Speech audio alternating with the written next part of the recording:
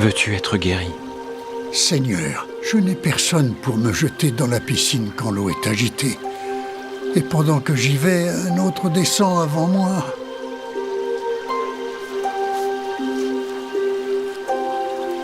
Lève-toi, prends ton lit et marche.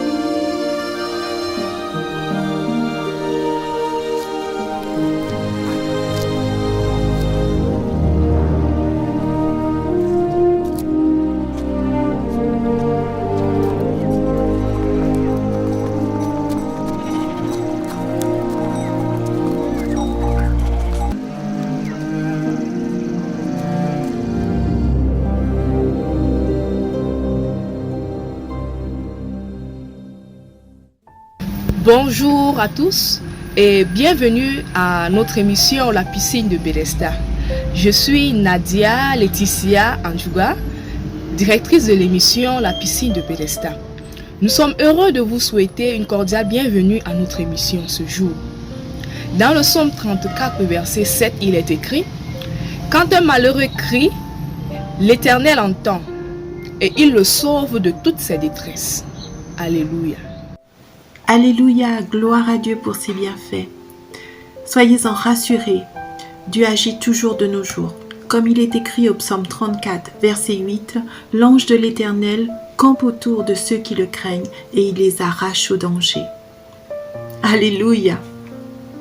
Je suis Katia Bakam, modératrice de l'émission Piscine de Bethesda. Écoutons maintenant notre pasteur Jean-Claude Nkou Bijaba dans une mélodie divinement exécutée.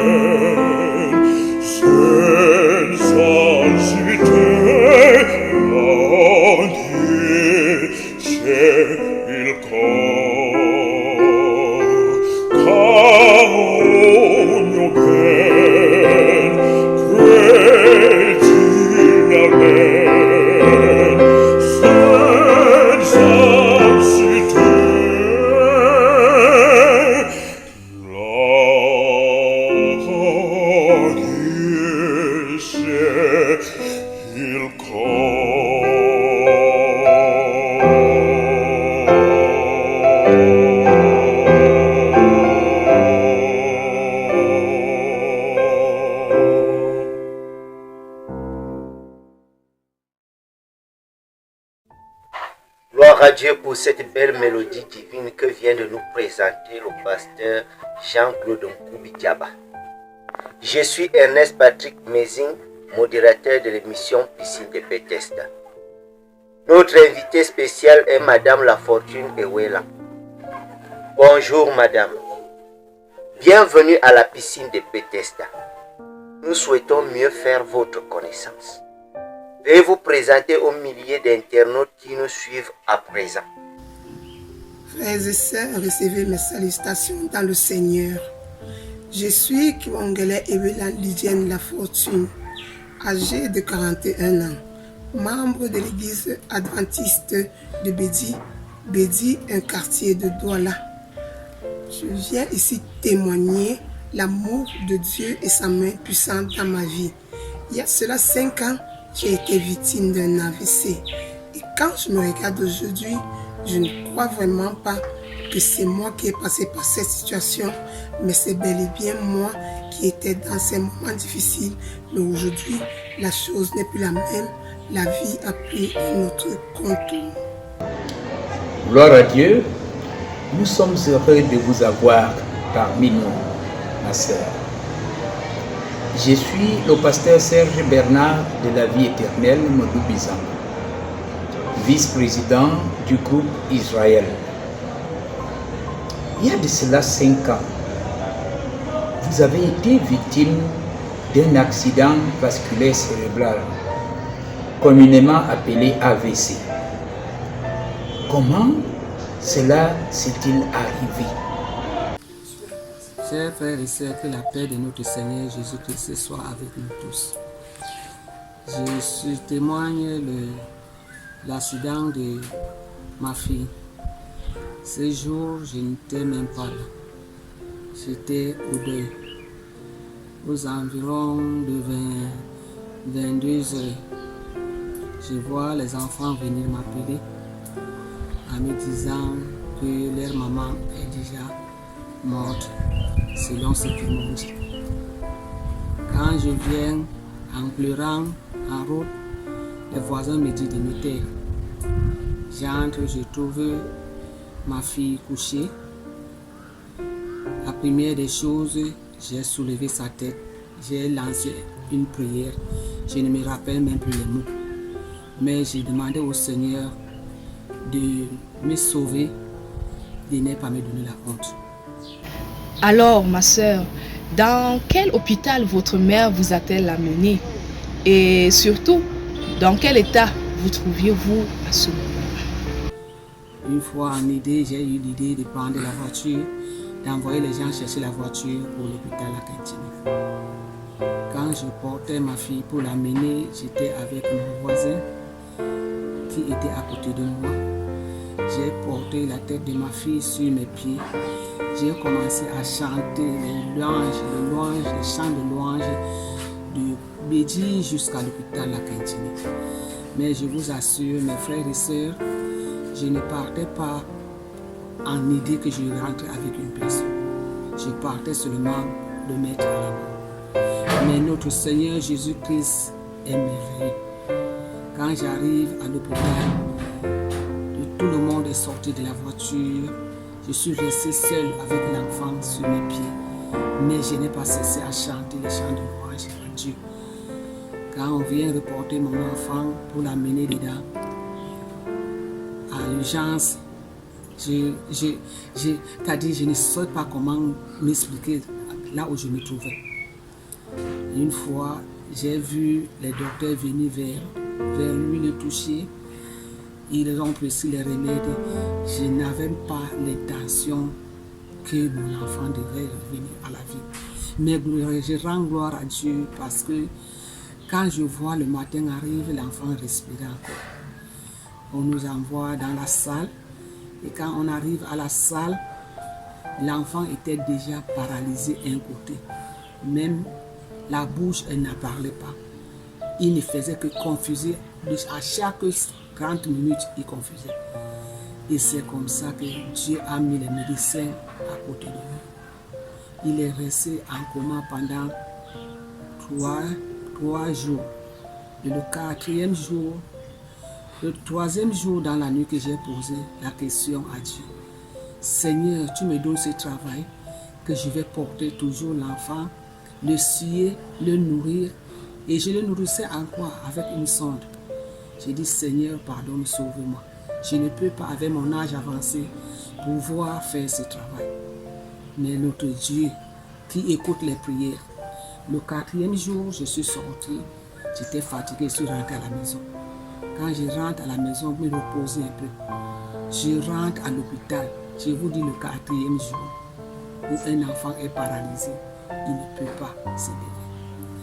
Quand j'arrive à la maison me reposer, je rentre à l'hôpital. Les voisins ont commencé à venir regarder en riant. J'ai dit quoi? Il me dit que le Seigneur fait des choses. Ta fille s'est levée pour aller hurler le ciel. J'ai dit merde. C'est la vérité ou ce n'est pas la vérité? C'est la vérité ou ce n'est pas la vérité? Et je me suis tué. Quand il voulait aller faire les selles, il me demande, je descends. Mes chers frères et sœurs, j'ai loué Dieu. Notre Seigneur est vivant. Notre Rédempteur est vivant. Qu'une personne ne vous ment pas. Nous servons un Dieu vivant. Madame Lafortune, la mobilisation autour de vous était aussi critique et désespérée que l'état dans lequel vous vous trouviez. Pouvez-vous nous en dire plus sur cette mobilisation? Avec l'appui de la prière, les membres d'église, on a créé des cellules de prière, les pasteurs sont mobilisés, on a prié pour cela, la famille aussi n'était plus en reste. Nous avons confié ce problème de tête à Dieu, sans plus jamais passer par la chirurgie ni l'hospitalisation de 15 jours. Nous sommes restés en prière. Cette année, notre église recevait l'assemblée et on demandait ceux qui avaient besoin de prières particulières. Mon nom a été inscrit. Nous avons passé 2 jours de prière par rapport à ce problème avec les pasteurs et les anciens de l'église. Nous avons prié et jusqu'à ce jour, je ne suis pas allé à l'hôpital pour une chirurgie ni pour un quelconque problème. Le médecin a prescrit un scanner que vous avez aussitôt fait. Quels étaient les résultats du scanner? En effet, ma maladie commence par le fait des réflexions. Je passe par une période difficile dans tous les sens. J'ai des enfants et ma situation financière n'est pas stable. Ils doivent être scolarisés. D'autres problèmes de famille. Je suis plongée dans des réflexions. Comment je vais gérer, comment ça va se passer, c'est difficile pour moi. Je commence à développer des maux de tête. La tête commence à me faire mal. En plus de cela, je commence à avoir des saignements nasales, les fatigues, le palud, et puis des petits bobos de température qui augmentent. Un matin, je me rends à l'hôpital où je vais me faire consulter. Arrivé à l'hôpital, le médecin me dit que je suis en train de faire des symptômes d'AVC. Il me prescrit des médicaments que j'achète. Je rentre à la maison. Quand j'arrive à la maison, je commence à prendre le traitement. C'est ce même jour dans la soirée que je fais la crise. Et puis je suis inconsciente. Je ne sais plus ce qui se passe après. Peu à peu, avec la grâce de Dieu, je commence à reprendre conscience. Avec l'aide des médecins et le suivi qui allait bien, je commence à me débrouiller un peu. Le médecin prescrit un scanner. Nous allons faire le scanner. Après le scanner, le médecin déclare que dans les cas d'AVC, c'est souvent un hématome caillot de sang qu'il y a au niveau du cerveau. Mais dans mon cas, ce qu'on est en train de voir, c'est plutôt un caillot de pus. Qu'est-ce qui se passe? Il faut voir un autre médecin pour savoir de quoi il s'agit. L'autre aussi dit qu'il voit la même chose. C'est plutôt un caillot de pus qu'il est en train de voir. Mais pourquoi? On pose des questions. Est-ce que j'ai fait un accident avant? Non, je n'avais pas fait d'accident. Qu'est-ce qui peut avoir causé ça? On ne sait pas. Après l'interprétation du scanner, les médecins ont fait une proposition à vos parents.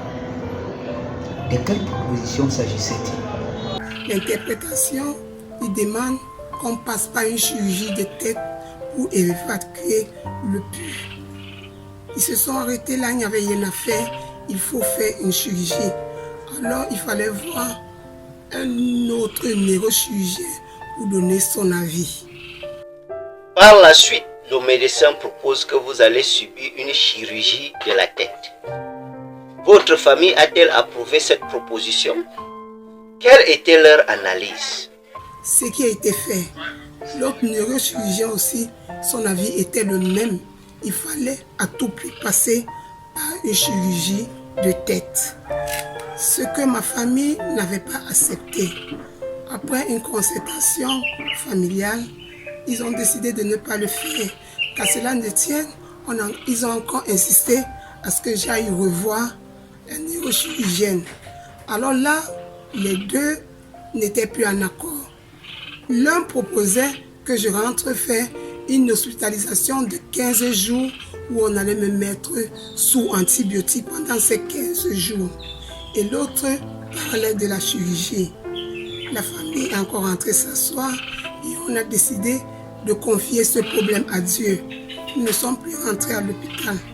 Vos parents étaient-ils financièrement prêts pour faire face aux besoins qu'exigeaient les soins? En ce qui concerne les finances, c'était vraiment très compliqué. Papa étant à la retraite, la situation n'est pas stable. Maman, commerçante, était obligée d'arrêter ses activités parce qu'il fallait rester à mon chevet. La situation était vraiment difficile, mais Dieu étant Dieu, il a utilisé des gens. Des amis, anciens camarades de classe, étant au courant de la situation que je traverse, se sont mobilisés en créant des forums où il fallait introduire tout le monde, informer tout le monde de la situation dans laquelle je me trouvais à l'instant. Le monde essayait de se lever à sa manière. Dieu a utilisé les uns et les autres, notamment mes anciens camarades de classe, où des contributions venaient de part et d'autre. Pour ceux qui étaient au pays, ceux qui sont loin du pays, tout le monde se mobilisait et chacun essayait d'envoyer son 5 francs pour que je puisse me lever. Tout le monde a ses moyens, a ses petits moyens. Mes frères et sœurs n'étaient pas en reste. Chacun apportait de son petit argent pour que je puisse avoir du médicament et me lever. Le Seigneur a utilisé des gens qui me sont venus en aide. Mon église n'était pas en reste. Les frères et sœurs m'accompagnaient dans les prières, dans les finances aussi. Le Seigneur a permis qu'ils puissent avoir de l'argent pour gérer des factures du jour le jour. Le Seigneur a permis que l'argent soit là. Tout le monde contribue à ses petits moyens. Ne sont pas limités seulement de l'argent. Les sœurs venaient avec de quoi manger, de quoi pouvoir subsister durant la journée. Les médecins au chevet, l'argent qui venait de part et d'autre. Les pasteurs qui m'accompagnaient dans les prières et même téléphoniquement, on priait. C'était pas facile, mais Dieu a utilisé des gens. Financièrement, tout a été là. Le Seigneur a touché les uns et les autres, ce qui a fait que la situation de mes parents n'a pas été ressentie parce que tout est allé selon la grâce de Dieu. Sans avoir eu à passer par une quelconque chirurgie, Dieu vous a miraculeusement guéri. Eh oui, à lui soit la gloire. À lui soit la gloire. Dites-nous, quelle leçon avez-vous tiré de cette expérience? Comme leçon que j'ai pu tirer de cette expérience est celle-ci. Généralement dans la Bible, on dit Dieu d'Abraham, Dieu d'Isaac, Dieu de Jacob. On a l'impression que Dieu ne perd plus de miracles. Mais au travers de ce que moi j'ai traversé, j'ai compris que au jour d'aujourd'hui, Dieu opère encore et opérera toujours des miracles. Parce que moi, je suis un témoignage vivant du fait que Dieu opère encore ces miracles aujourd'hui. De par cette maladie, du soutien spirituel, financier et même physique, j'ai compris que Dieu opère encore des miracles. Il pouvait avoir tout cet argent, toutes ces personnes, Dieu décidait autrement, mais dans son amour, il a voulu que je sois encore vivante aujourd'hui et beaucoup de choses ont changé. Ce que je n'ai pas eu avant la maladie est là aujourd'hui et la vie a repris son cours normal. Je voudrais que son nom soit glorifié. Amen. Quel conseil pouvez-vous donner à ceux qui luttent désespérément contre une maladie? Mon frère, ma soeur, toi qui m'écoutes à l'instant et qui traverses une période difficile, quelle que soit celle-là, que ce soit la maladie comme la mienne, aie patience, mon frère, garde confiance. Parfois c'est difficile, c'est dur. On se demande si Dieu écoute nos prières. Est-ce que Dieu là, il existe vraiment? Est-ce qu'il ne m'a pas oublié? Non, mon frère, non, ma soeur. Dieu n'oublie personne. Il est là. Il agit à tout moment et à son temps. Il écoute nos prières. Il nous entend. C'est difficile, mais croyons que Dieu existe parce qu'il existe réellement et il continue à opérer des miracles. Gardons confiance, gardons patience. Le Seigneur agit et il continue à agir. Il te donnera la solution à ton problème. Au nom puissant de Jésus. Amen.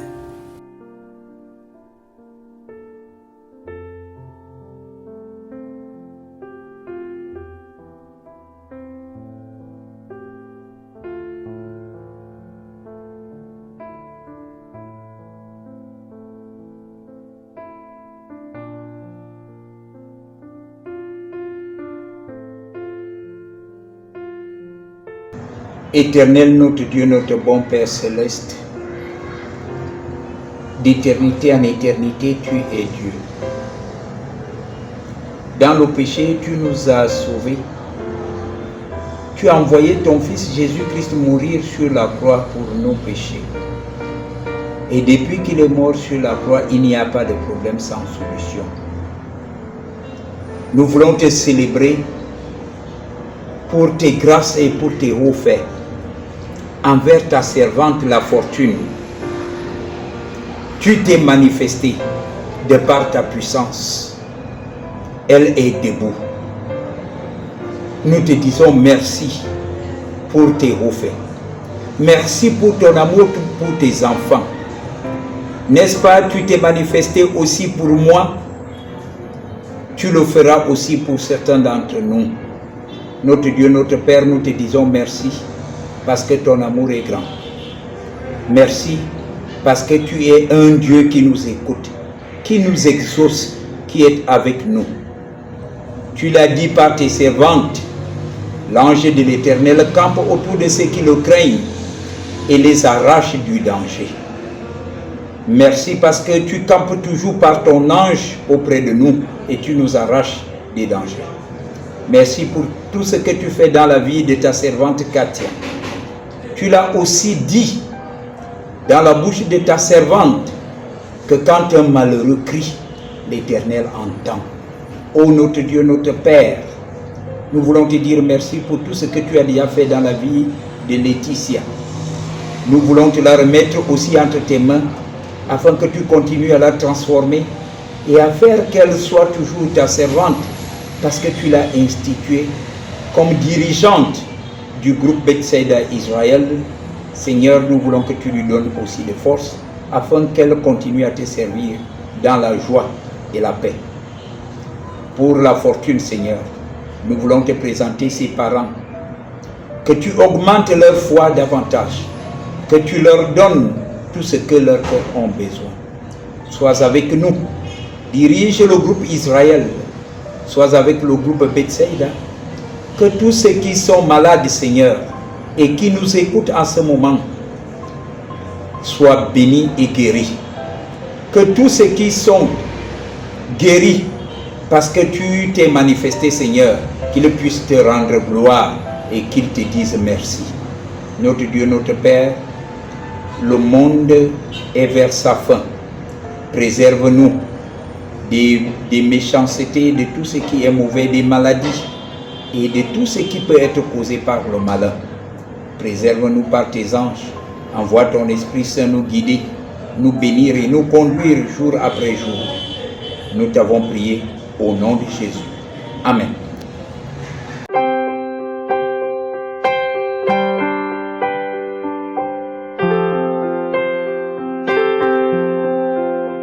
Au-dessus de mes projets, tu règnes en maître absolu.